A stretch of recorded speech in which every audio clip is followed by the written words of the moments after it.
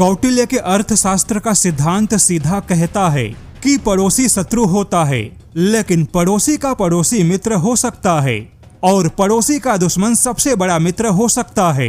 लेकिन फिर भी भारत ने हमेशा गठबंधन नहीं बल्कि मंडल सिद्धांत का पालन किया। लेकिन जैसा कि आज के दुनिया की राजनीति बदल चुकी है, पावर प्रोजेक्शन का तरीका बदल चुका है, युद्ध का रूप और स्वरूप दोनों बदल गए।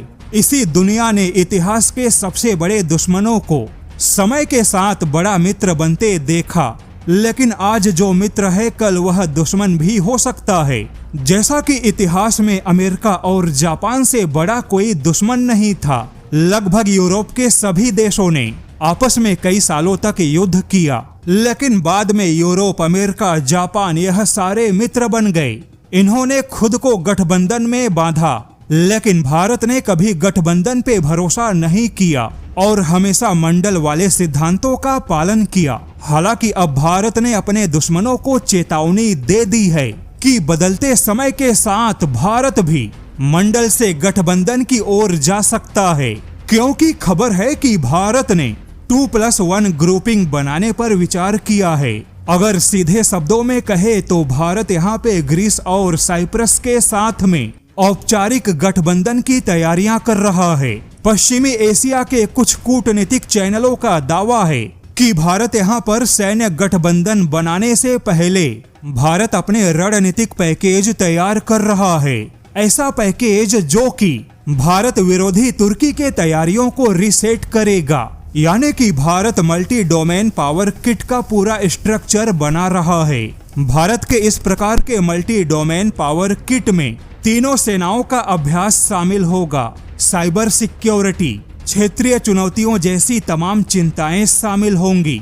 अब देखा जाए तो भारत की ऐसी तैयारियां सीधे सीधे तुर्की को एक कड़ा संदेश है कि अगर तुर्की भारत के पड़ोस में कोई खुरापात करेगा तो अब भारत भी तुर्की को उसी की भाषा में जवाब देगा, जिसके लिए भारत भी ग्रीस और साइप्रस के साथ में कुछ बड़े कदम आगे बढ़ाने से पीछे नहीं हटेगा। हालांकि भारत यहाँ पर किसी क्षेत्रीय युद्ध का हिस्सा नहीं बनेगा, लेकिन तुर्की के पड़ोस में भारत की उपस्थिति अब काफी आक्रामक होगी। जैसे कि भारत यहाँ पे ग्रीस और साइप्रस को अपने घातक मिसाइलों का पैकेज देगा, विशेष सैन्य ट्रेनिंग के अलावा नेटवर्क सेंट्रिक युद्ध कुशलता सिखाएगा, ग्रीस और साइप्रस के हथियारों के लॉजिस्टिक सपोर्ट को मजबूत करेगा। वैसे यहाँ पर आपको एक खास बात बता दे कि पहले भारत का जो सहयोग था वह केवल अर्थव्यवस्था के हिसाब से था, लेकिन जब से भारत ने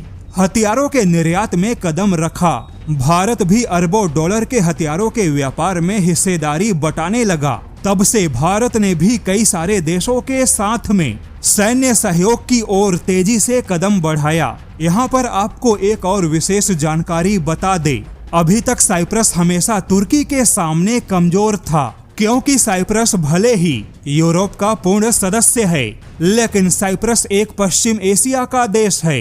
ऐसे में तुर्की का फैक्टर और पश्चिमी एशिया का देश होने के नाते खुद यूरोपियन देशों ने साइप्रस को कभी कोई ज्यादा प्राथमिकता नहीं दी, लेकिन अब भारत यहाँ पर साइप्रस को बहुत ही ज्यादा महत्व देने लगा। साइप्रस और भारत के बीच में सैन्य अभ्यास की शुरुआत हो गई, लेकिन अगला कदम भारत और साइप्रस के बीच में बड़े सैन्य रक्षा सहयोग का होगा। और भारत की ऐसी तैयारियों से अब तुर्की को बहुत ही अच्छी खासी चिंता सता रही है, क्योंकि खुद तुर्की ने यूरोपियन काउंसिल के सामने शिकायत की है कि भारत और साइप्रस का जो गठजोड़ है वह तुर्की के सुरक्षा के लिए बहुत बड़ा खतरा है।